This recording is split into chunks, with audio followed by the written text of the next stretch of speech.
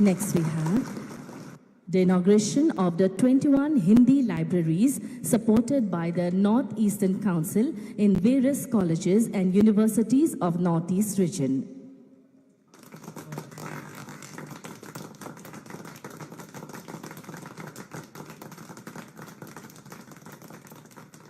Next we have the foundation stone of the Shillong Technology Park Phase 2 located at New Shillong and funded by the Government of Meghalaya.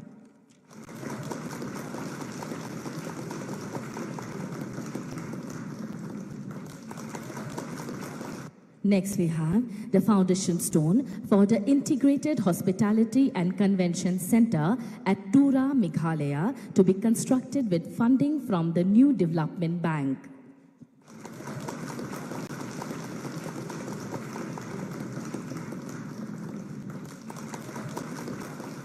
Next we have the 4 road projects funded by the Northeastern Council under the Northeast Road Sector Development Scheme.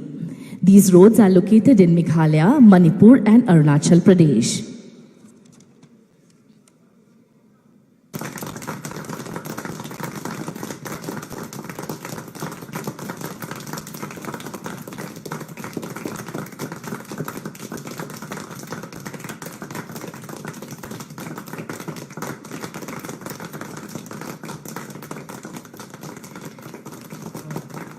And finally, the foundation stone for 6 road projects funded by the Ministry of Donor through NEC. The roads will be located in the states of Assam, Meghalaya, Manipur, Mizoram and Tripura.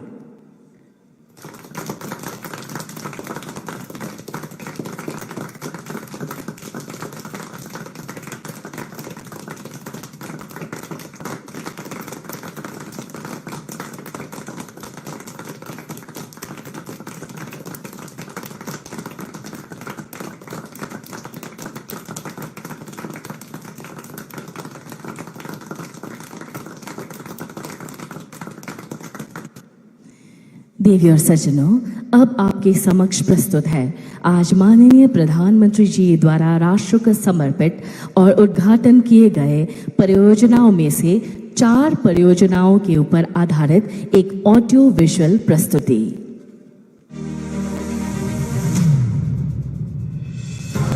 NEC is ensuring smooth connectivity of roads in the region through maintenance and addition of newer roads such as Mukro-Umspar linking Jirikinding Road in Meghalaya.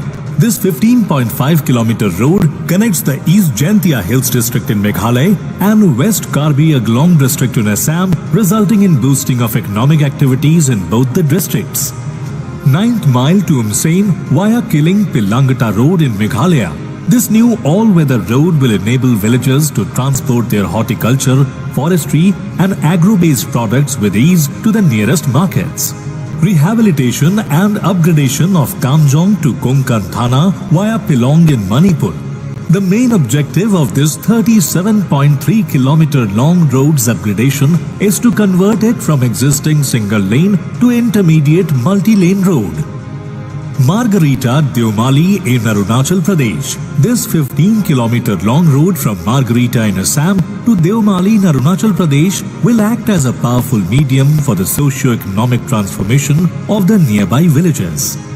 All these activities will not only improve transportation services in the region, but will also help in boosting the overall economic prosperity of the nation.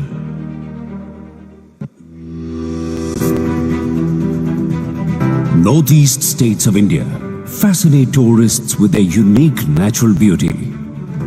Tall mountains, mesmerizing green valleys, waterfalls, lakes, wildlife, and people amaze us beyond our imagination.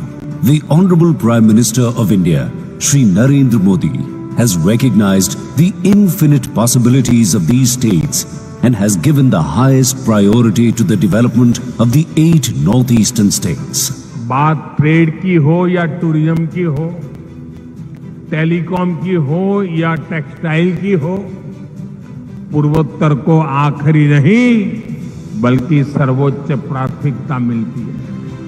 The Government of India has taken several concrete steps for the development of the Northeast states, especially in providing connectivity through rail, road, air and waterways. In addition, mobile and broadband connectivity is being ensured in the entire northeastern region.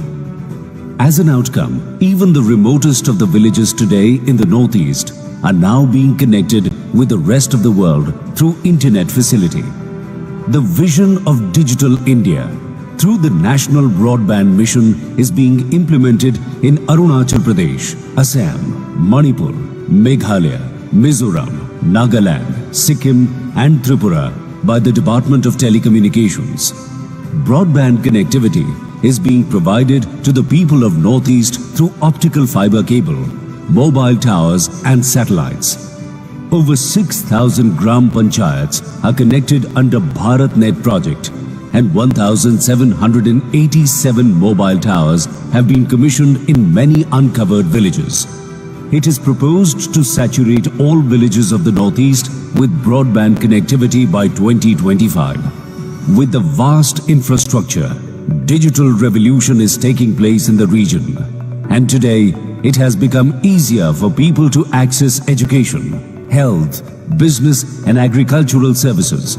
People of far off and remote villages in the Northeast states are now becoming self-reliant.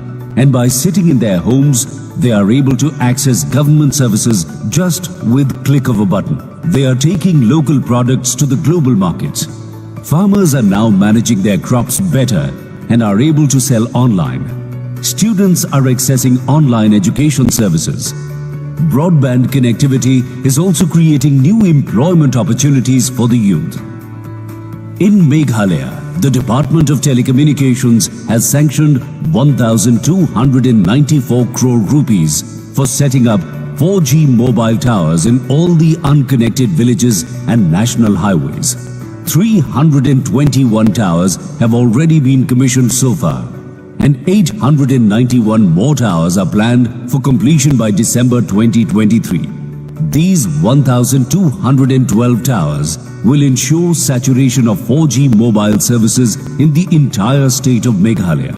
Because of internet, I can sell this local handicraft online. Internet के पढ़ाई के लिए आसान रहता है। Remote area में connectivity होने के कारण हम अपने सारे ऑफिशियल काम अच्छे से कर पा रहे हैं। इंटरनेट की वजह से हमें बहुत ज़्यादा फायदा हो रहा है और ऑनलाइन ऑर्डर भी बहुत आते हैं। नदु बंगी और इंटरनेट का सुख सीवन यंगी बंगी टिप या कि जिंगलोंग जोंग का सुइन बनेंगे।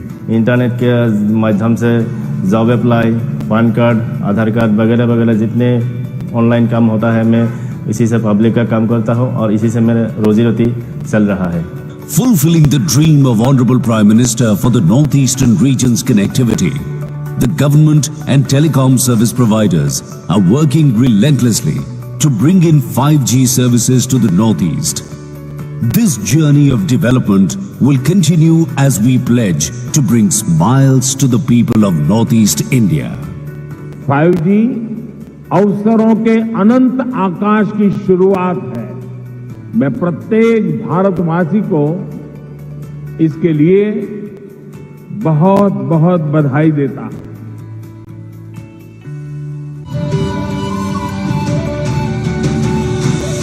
माननीय प्रधानमंत्री श्री नरेंद्र मोदी के प्रभावशाली, पारदर्शी और गतिशील नेतृत्व के अंतर्गत समूचे देश में राजभाषा हिंदी को बढ़ावा दिया जा रहा है। देश की अखंडता एवं एकता को और मजबूत करने के लिए कार्यात्मक या आम बोलचाल की भाषा के रूप में हिंदी को प्रोत्साहित किया जा रहा है। इससे युवाओं के लिए भारत भर में रोजगार के बेहतर अवसर उत्पन्न हो रहे हैं। उत्तर पूर्वी परिषद ने विभिन्न शैक्षणिक संस्थानों में हिंदी को बढ़ावा देने के लिए राज्यों के विश्वविद्यालयों और महाविद्यालयों के हिंदी अनुभाग के सुदृढ़ीकरण के लिए पहले चरण में आर्थिक सहायता प्रदान की है। उनमें त्रिपुरा के 6, मिजोरम के 3, असम के 2 और मणिपुर के 10 शैक्षणिक संस्थान शामिल हैं। इस योजना के तहत पुस्तकालयों में आधारभूत ढांचे को विकसित करने के अलावा लोकप्रिय साहित्य उपलब्ध करवाया गया है। Meghalaya celebrates 50 years of statehood. Guided by the strong vision of Honorable Prime Minister Shri Narendra Modi and under the dynamic leadership of Honorable Chief Minister Shri Conrad K. Sangma, Meghalaya has been able to achieve stupendous growth. ये बदलते मेघालय की तस्वीर है। भाइयों और बहनों, मेघालय ने बहुत कुछ हासिल किया। Under Jal Jeevan Mission, Meghalaya is one of the best performing states by providing functional tap water connections to more than 2.7 lakh households. Meghalaya is one of the best states in implementation of National Rural Livelihood Mission. Tourism is a key sector of the state's economy. To attract more tourists, there was a need to create new tourism infrastructure and upgradation of rural roads in the state. अब मैं विनम्र निवेदन करती हूं भारत के माननीय प्रधानमंत्री श्री नरेंद्र मोदी जी से कि वे कृपया आज के इस भव्य सभा को संबोधित करें।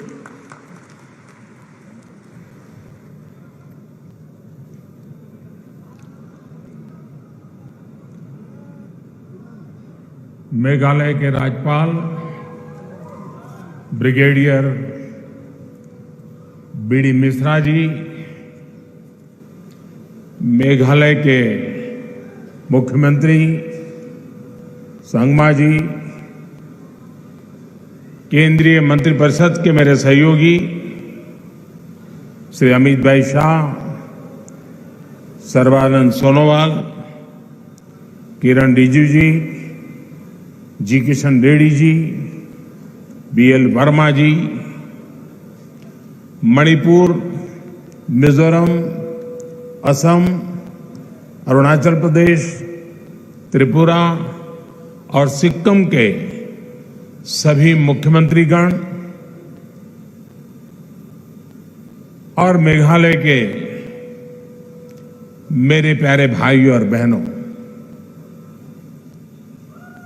खुबले शिबोन, नमेंगमा। मेघालय प्रकृति और संस्कृति से समृद्ध प्रदेश है। ये समृद्धि आपके स्वागत सत्कार में भी झलकती है। आज एक बार फिर मेघालय के विकास के उत्सव में सहभागी होने का हमें अवसर मिला है। सभी मेघालय के मेरे भाइयों बहनों को कनेक्टिविटी, शिक्षा, कौशल, रोजगार की दर्जनों परियोजनाओं के लिए बहुत बहुत बधाई है।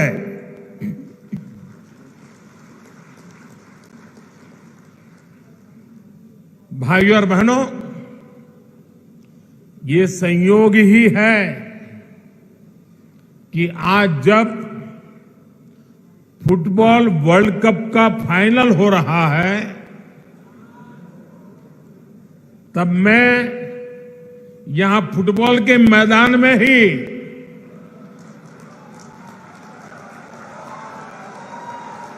फुटबॉल प्रेमियों के बीच में हूं।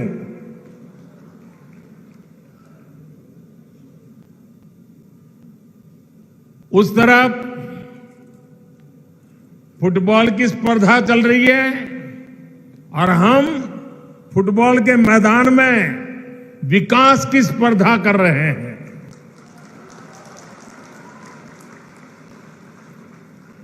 मुझे एहसास है कि मैच कतर में हो रहा है, लेकिन उत्साह और उमंग यहां भी कम नहीं है।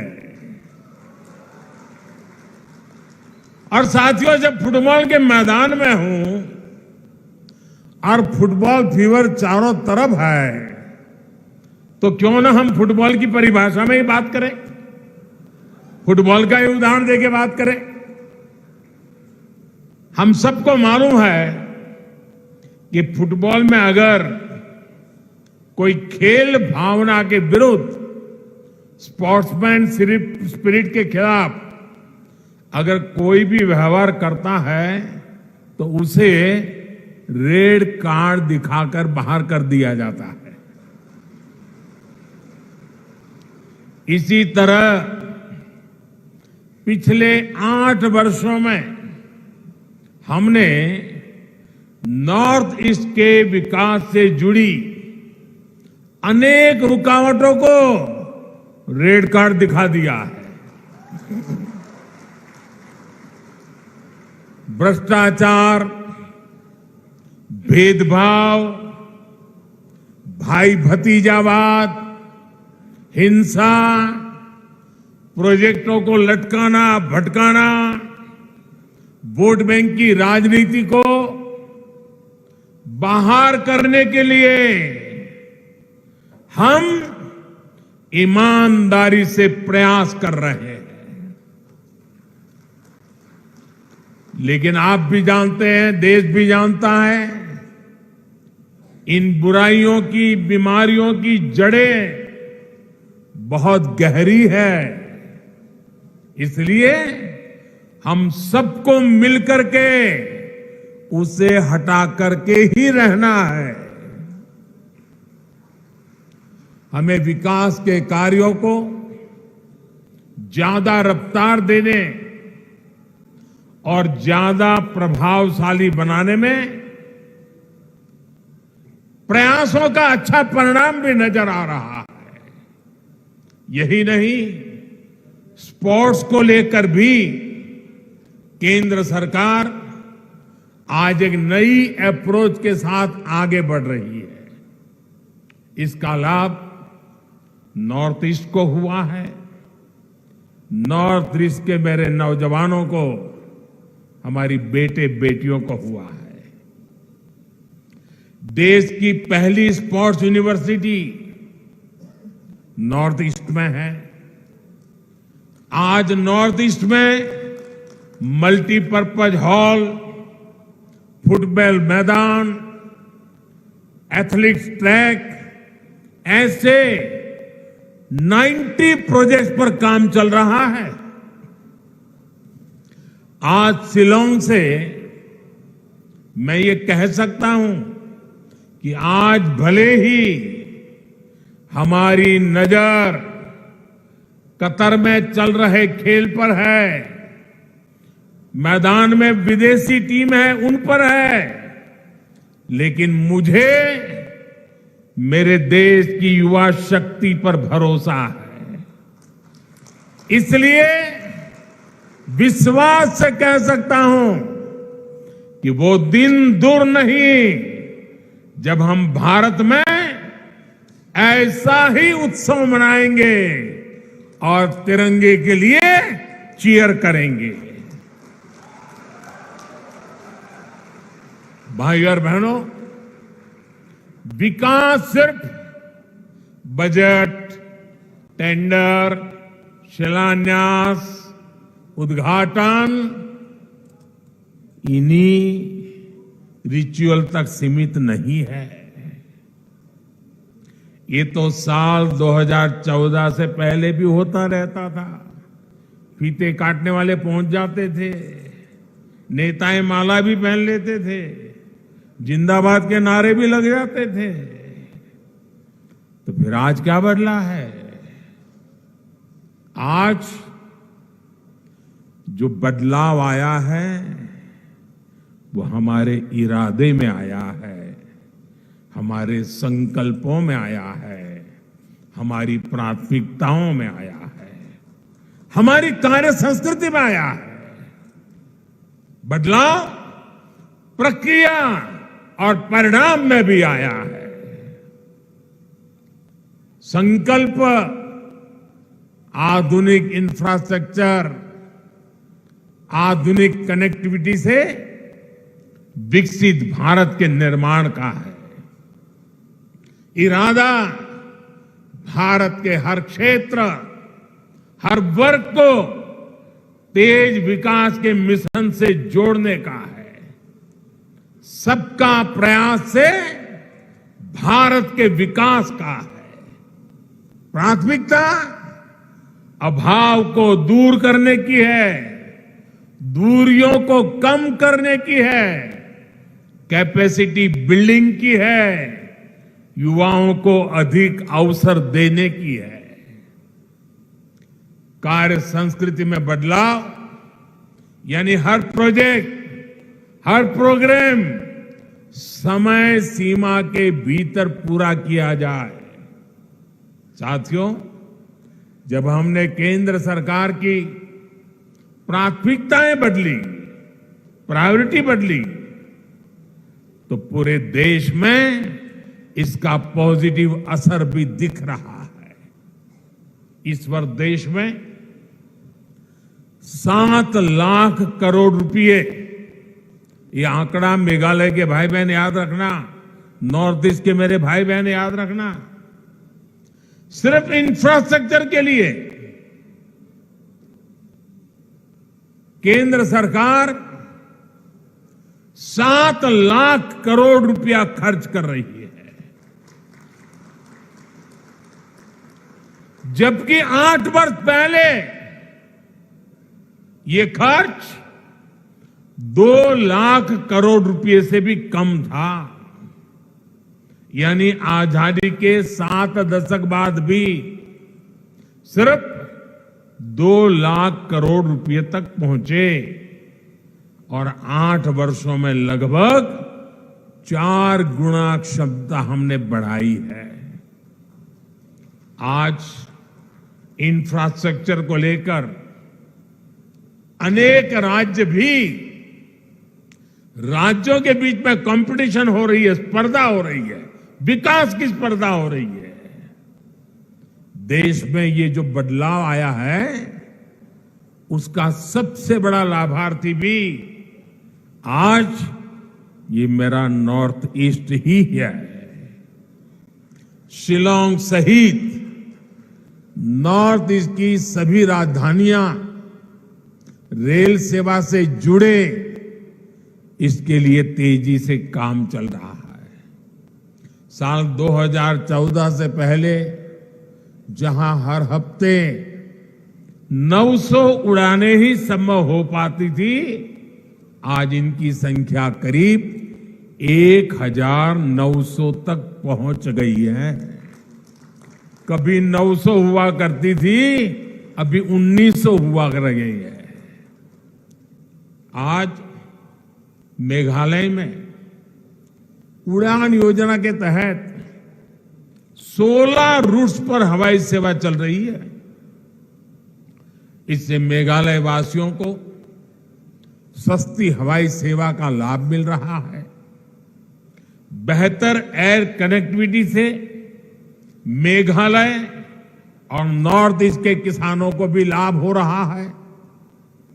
केंद्र सरकार की कृषि उड़ान योजना से यहां के फल सब्जी देश और विदेश के मार्केट तक आसानी से पहुंच पा रहे हैं।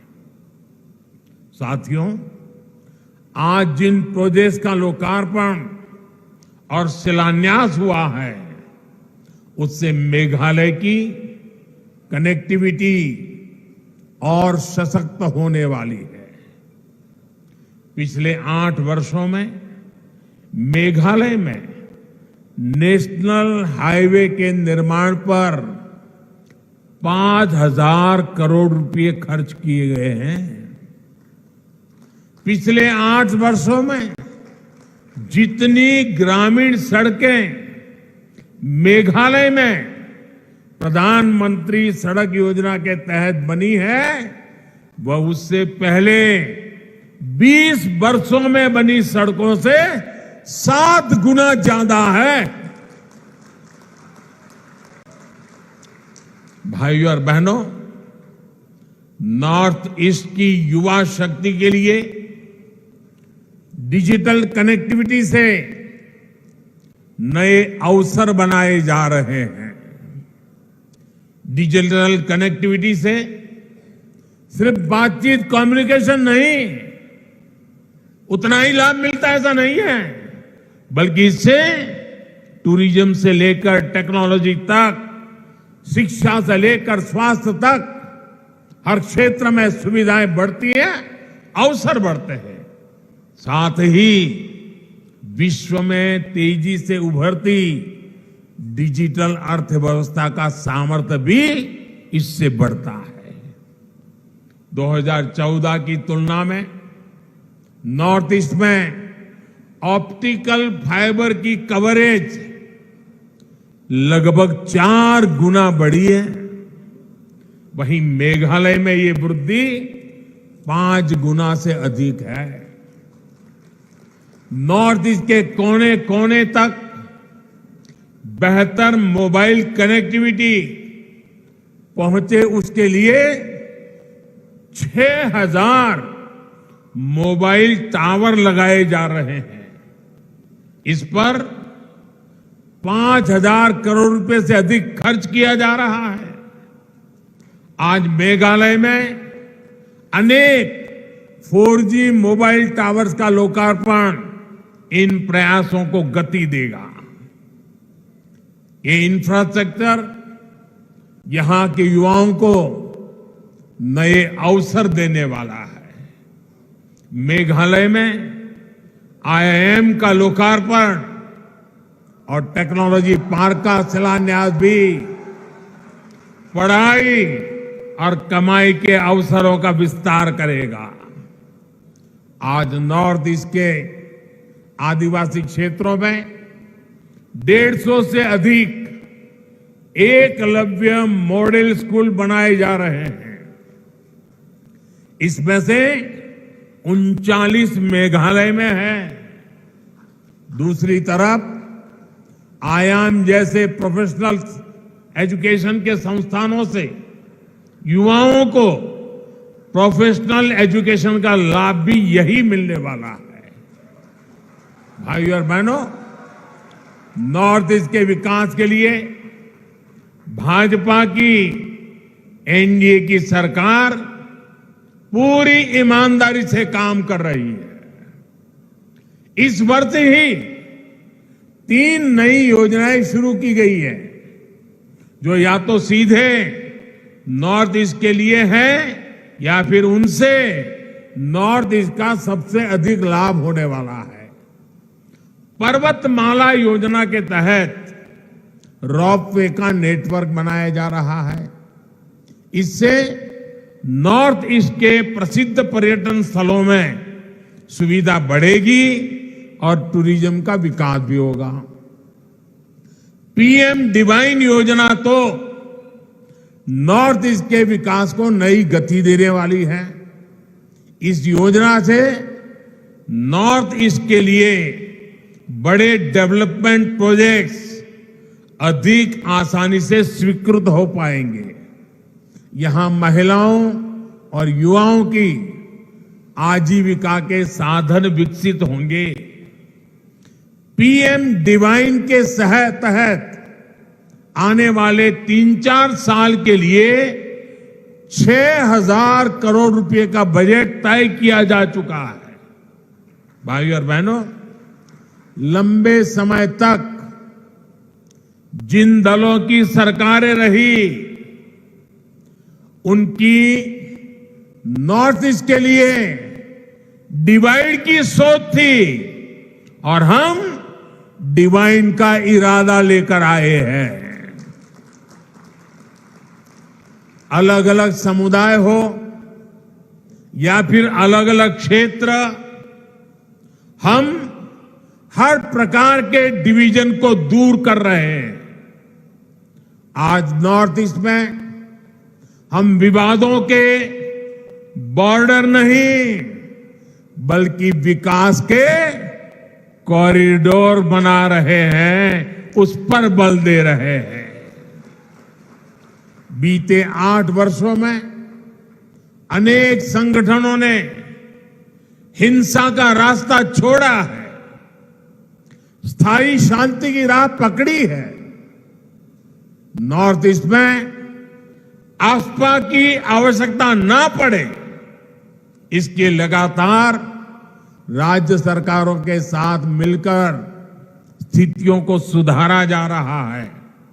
यही नहीं, राज्यों के बीच सीमाओं को लेकर भी दशकों से जो विवाद चल रहे थे, उनको सुलझाया जा रहा है। साथियों, हमारे लिए नॉर्थ ईस्ट, हमारे बॉर्डर एरिया आखिरी छोर नहीं, बल्कि सुरक्षा और समृद्धि के गेटवे है। राष्ट्र की रक्षा भी यहीं से सुनिश्चित होती है और दूसरे देशों से व्यापार कारोबार भी यहीं से होता है। इसलिए एक और महत्वपूर्ण योजना है जिसका लाभ नॉर्थ ईस्ट के राज्यों को होने वाला है। वो योजना है वाइब्रेंट बॉर्डर विलेज बनाना। इसके तहत सीमावर्ती गांवों में बेहतर सुविधाएं विकसित की जाएगी। लंबे समय तक देश में ये सोच रही है कि बॉर्डर एरिया में विकास होगा, कनेक्टिविटी बढ़ेगी तो दुश्मन को फायदा होगा, ये सोचा जाता था। मैं तो कल्पना भी नहीं कर सकता हूं, क्या ऐसा भी कभी सोचा जा सकता है? पहले की सरकार की सोच के कारण नॉर्थ ईस्ट समेत देश के सभी सीमावर्ती क्षेत्रों में कनेक्टिविटी बेहतर नहीं हो पाई।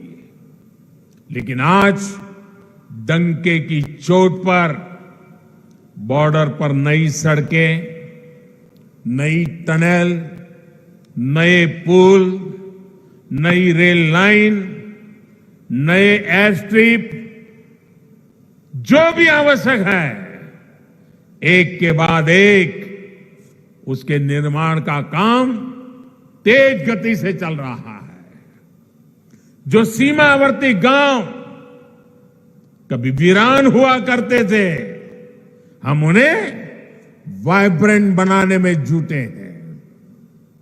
जो गति हमारे शहरों के लिए महत्वपूर्ण है, हमारे बॉर्डर पर भी वही गति होनी आवश्यक है।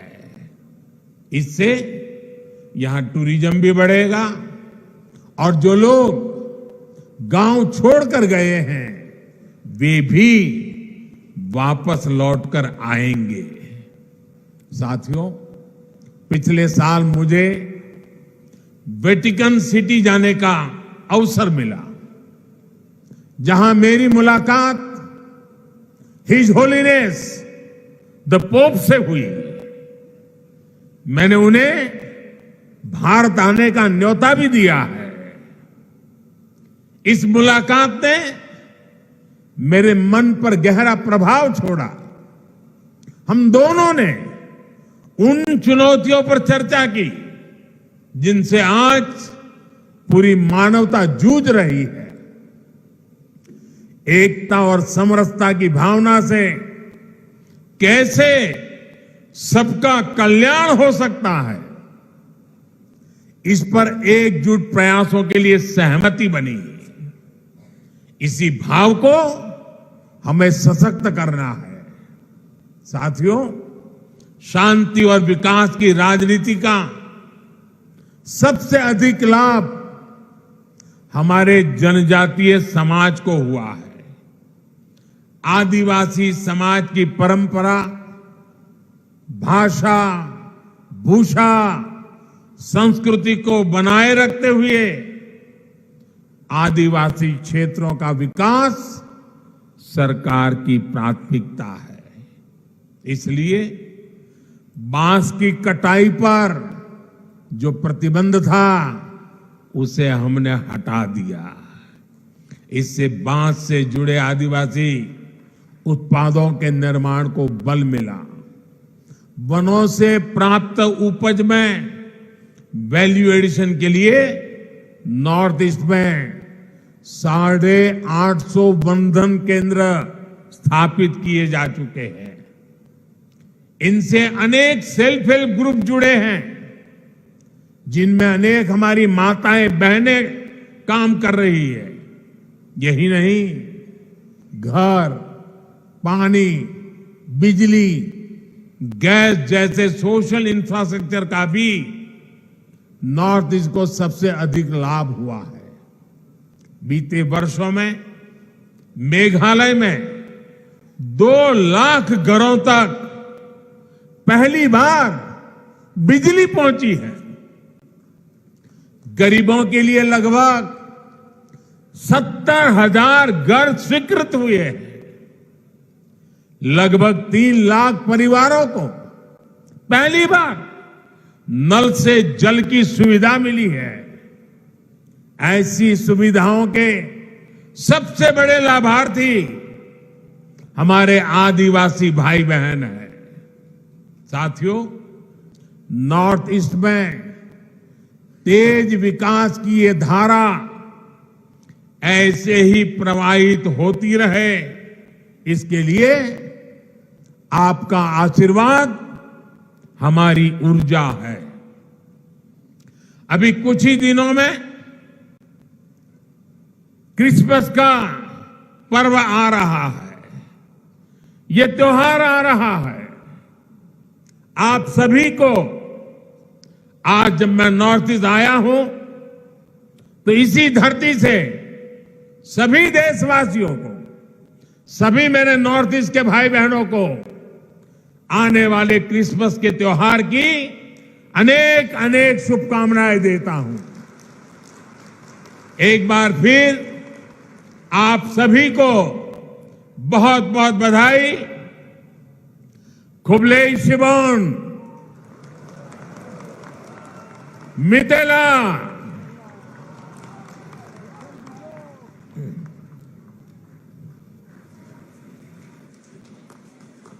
महोदय, नमस्कार। तो लास्ट ईयर भी आप लोग आए थे यहाँ पे? लास्ट ईयर से ज़्यादा इस साल बहुत ज़्यादा लोग हुआ या पहले बहुत ज़्यादा था? लास्ट ईयर में तो 15 दिन हुआ था। अब भी तो 15 दिन है, देखते कितना होता है। और इस मेले को लेके क्या एक्सपेक्टेशन है आप लोग? अच्छा है, साल में एक बार आता है, बहुत अच्छा ही है, अच्छा ही होता है। ठीक है।